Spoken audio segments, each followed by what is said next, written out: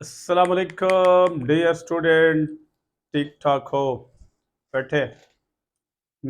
आज स्टार्ट लेते हैं फिर। लेकिन स्टार्ट लेने से पहले ये बात याद रखें कि इस चैनल को मैक्सिमम लोगों तक शेयर कर दे ताकि लोग फ़ायदा ले सके। ठीक है, ख़ासकर जो मेडिकल कॉलेज के तैयारी कर रहे हैं वो स्टूडेंट, क्योंकि उसकी अभी ये बहुत शिद्दत सी नीड है। सही है? अच्छा, ओके। आज लेक्चर नंबर 37 पे बात कर रहे हैं। ये भी स्टाइकोमेट्री चैप्टर है। इसमें 3 क्वेश्चन है। मुश्किल नहीं है, आसान है। देखो पाकिस्तानियों,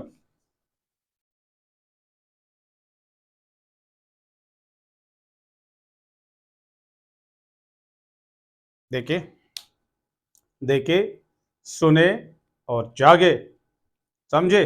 ओके। फर्स्ट क्वेश्चन क्या है? फर्स्ट क्वेश्चन कहता है कि percentage by mass of nitrogen is lowest. तो पहला क्वेश्चन जो है बड़ा आसान है कि किस में नाइट्रोजन का परसेंटेज लोवेस्ट है।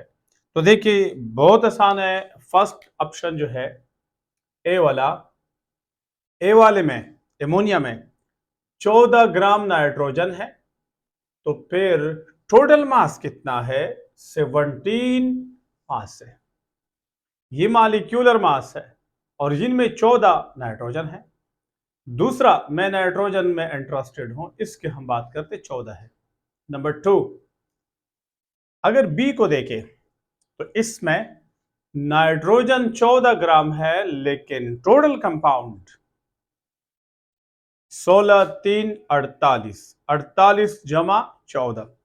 तो 48 को 2 जमा कर दे 50, बकाया जो 12 रह गया वो जमा कर दे तो 62। तो यहां 62 ग्राम में से 14 नाइट्रोजन है। Option C. वहां देखे तो आपको पता चलेगा कि अगेन नाइट्रोजन 14 है। आउट ऑफ टोटल कितने में से? टोटल इसके मोलर मास हो, इनमें 14 नाइट्रोजन है। तो 16 2 32, 32 जमा 14, 32, 32 प्लस 14।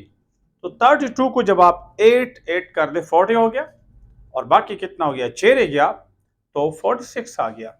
तो 46 में से 14 नाइट्रोजन है। अब आपको डिसीजन करना बड़ा आसान होगी। या कैसे? मैंने लोवेस्ट का पूछा है या हाईएस्ट का पूछा है? तो मैंने पूछा है लोवेस्ट परसेंटेज, तो मैं नाइट्रोजन को लोवेस्ट ढूंढूंगा। तो देखिए यहां आप देखें 14 है लेकिन आउट ऑफ 62, यानी ज्यादा मोलर मास हो, ज्यादा ग्राम हो, उसमें से 14 है।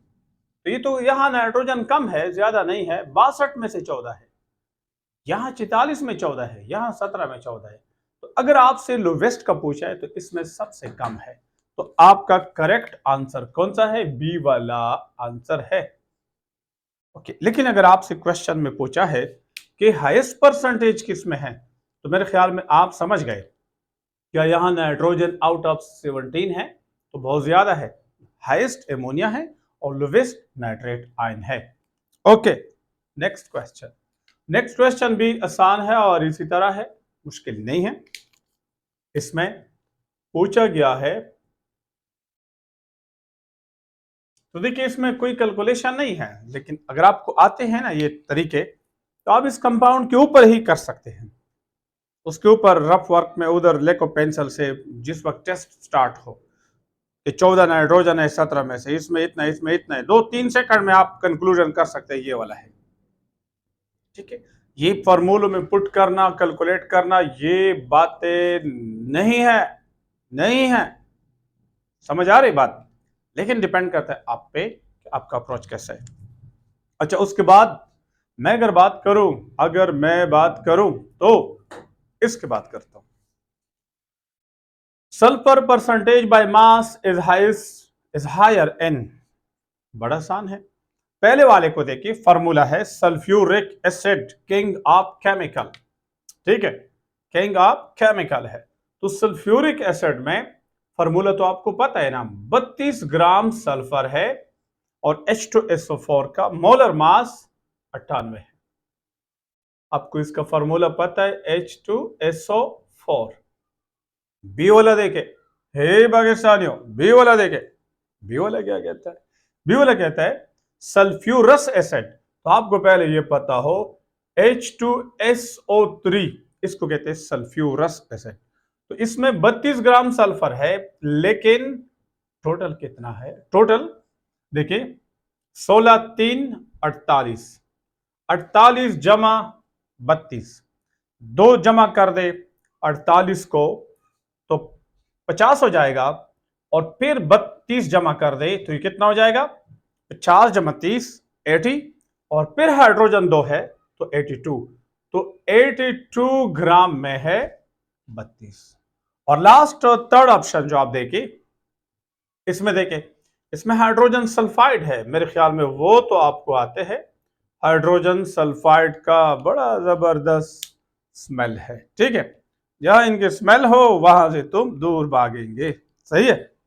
तो हाइड्रोजन सल्फाइड क्या है? उसमें सल्फर 32 है, लेकिन 32 ये 2 ये 34 हो गया, तो 34 में से 32 सल्फर है। तो अब देखिए, हमसे हायर का पूछा है या लोअर का पूछा है। अगर हायर का पूछा है तो यहां तो सल्फर बहुत ज्यादा है, तो फिर आपका जवाब ये वाला है। लेकिन अगर लोअर का पूछा है तो फिर देखिए, जिसमें लो हो तो यहां देखिए 98 में 32 है, तो फिर ये वाला है। लेकिन जवाब जैसा पूछा गया है इस तरह हम क्वेश्चन का जवाब देंगे, जिस तरह क्वेश्चन में पूछा हो। ये भी हो गया। उसके बाद question number third, question number third जो है, क्वेश्चन नंबर थर्ड मेरे ख्याल में आसान है, मुश्किल नहीं है, थोड़ा सा आप घबराने की जरूरत नहीं है। क्वेश्चन को समझ ले पहले। ये कहता है how many moles of H2O are produced when 2.5 mole of oxygen react according to the following equation. ये इक्वेशन आपको दिया है, कहते हैं कि इसके कितने मोल पैदा होंगे वाटर के अगर आपके पास O2 2.5 मोल हो। तो बड़ा सिंपल, बहुत सिंपल, सिर्फ डरा डरा देता है ऐसा क्वेश्चन, मुश्किल नहीं होता है। तो मैं इनको हल कर लेता हूं, लेकिन पहले देखिए इक्वेशन तो बैलेंस है, बैलेंस इक्वेशन जरूरी है स्टोइकियोमेट्री के लिए। तो जब इक्वेशन बैलेंस है, देखिए अब तो आप देखिए इक्वेशन में क्या है।